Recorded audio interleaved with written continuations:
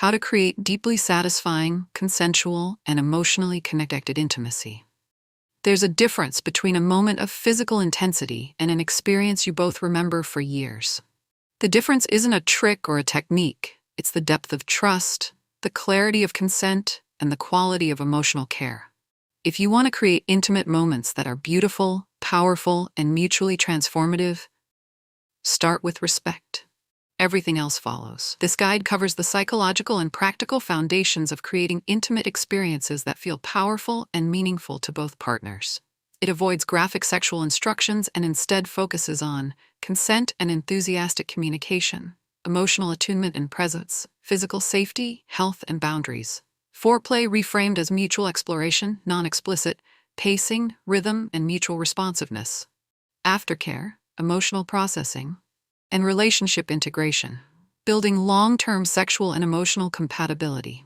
Each section provides research-backed rationale and actionable steps you can apply immediately. Part 1. Consent, the non-negotiable foundation.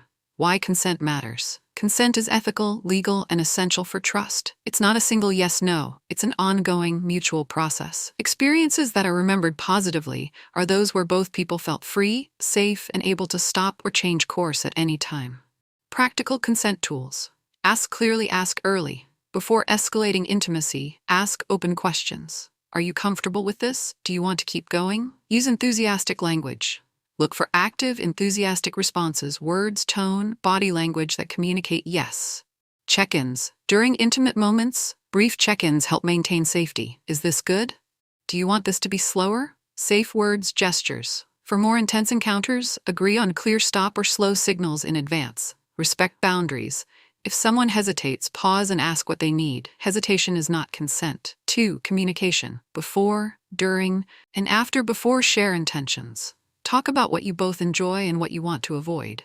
This can be stylistic, emotional, or practical, e.g., I like slow starts, or I need a little time to relax first. Talk about context. Are you both looking for romance, exploration, or reassurance? Aligning expectations prevents mismatch. Safety and health talk. Discuss STIs, contraception, and any health conditions honestly and respectfully. During narrate care, not directions. Simple phrases like, are you comfortable, or do you like this, are better than assuming. Listen more than you perform. Pay attention to verbal and nonverbal feedback. Adjust based on response. Use curiosity. Ask micro questions. Do you want more pressure? Is this the right speed? After, debrief gently. After intimacy, check in. How did that feel for you? Is a powerful question. Express gratitude and care. Comfortable environment, temperature, adequate lubrication, and physical positioning that avoids strain or pain. Physical boundaries. Start slow. Check for physical comfort with gentle touch and pacing. Adapt to anatomy and ability. Not all bodies have the same sensitivities. Pause if something hurts. Stop on signal. If your partner signals stop, pause immediately and respond with calm care. 5. Foreplay and mutual exploration, non-explicit frame. Foreplay in this guide means creating a shared, pleasurable atmosphere where both people can discover what feels good emotionally and physically. Principles. Mutual curiosity.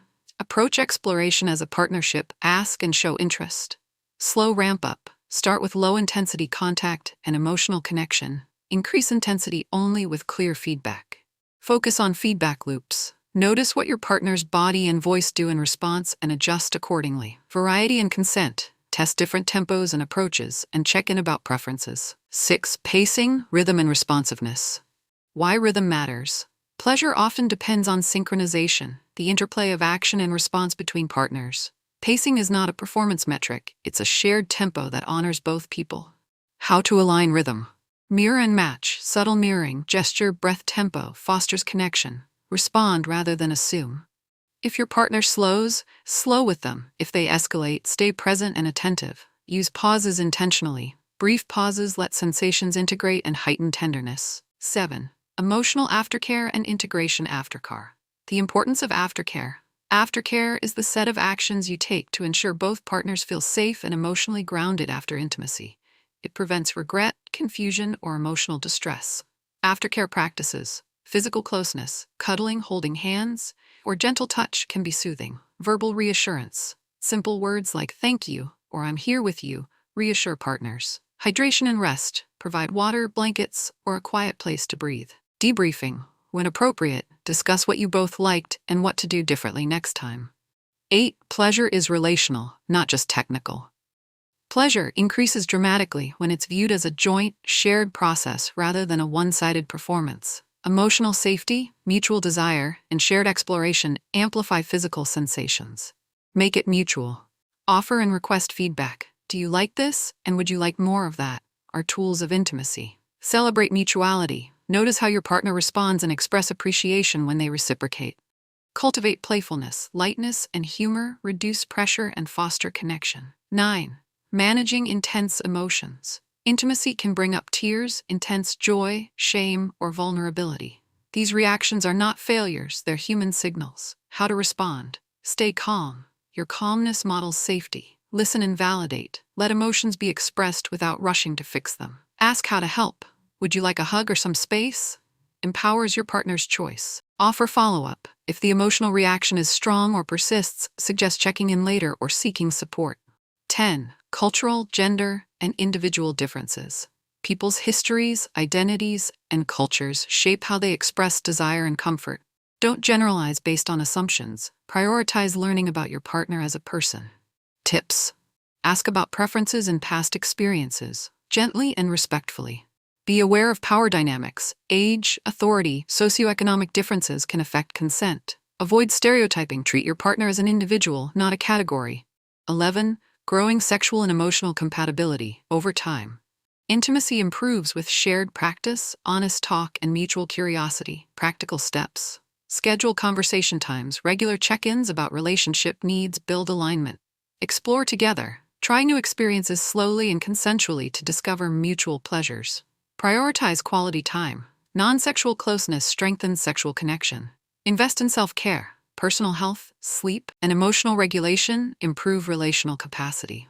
12. When to seek professional help. Sometimes intimacy triggers persistent distress, trauma responses, or relationship conflict. Professional support from a therapist, sex therapist, or counselor can be transformative. Signs to seek help. Repeated sexual or emotional disconnect.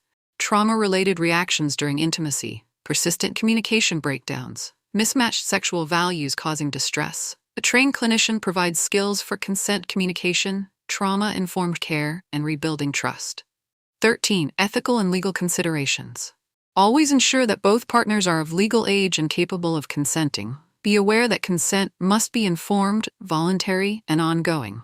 14. Quick practical checklist. Before, during, after.